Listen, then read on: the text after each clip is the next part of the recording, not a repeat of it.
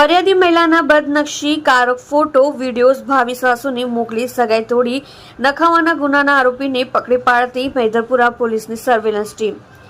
સુરત શહેર ખાતે ઓનલાઈનને લગત બનતા ગુના અટકાવવા માટે પોલીસ કમિશનર અનુપમસિંહ ગેહલોત સાહેબશ્રી તથા ઇન્ચાર્જ સંયુક્ત પોલીસ કમિશનર કે.એન. ડામોર સાહેબશ્રી સેક્ટર 1 તથા નાયબ પોલીસ કમિશનર પિનાકિન પરમાર સાહેબશ્રી ઝોન 3 તથા મદદનીશ પોલીસ કમિશનર આર. આહિર સાહેબશ્રી ઈ ડિવિઝન નાઓએ સાયબર ક્રાઇમને લગત ગુના અંગે ત્વરિત અંગત રસ લઈ આરોપીઓને પકડી પાડવા જરૂરી સૂચનાઓ આપેલ હોય જે સૂચના અનુસંધાને મૈદરપુરા પોલીસ સ્ટેશને પાર્ટ એફઆઈઆર નંબર 2024 BNS કલમ 78(1), 78(2), 356 તથા આઈટી એક્ટ કલમ 67 મુજબના ગુનાના કામે ભોગ બનનાર મહિલાના ફોટા સાથે અન્ય બીભત્સ વિડીયો ક્લિપો મૂકી બદનક્ષી કારક લખાણો લખી ભોગ બનનારની સગાઈ તોડી નાખવાના ઈરાદે સોશિયલ મેસેજિંગ સાઇટ વોટ્સએપ દ્વારા ફરિયાદીના ભાવિ સાસુને મોકલી ફરિયાદીની સગાઈ તોડી નાખવાનો ગુનો કરેલ હોય જે બાબતે ઉપરોક્ત નંબરથી ગુનો રજીસ્ટર થયેલ છે.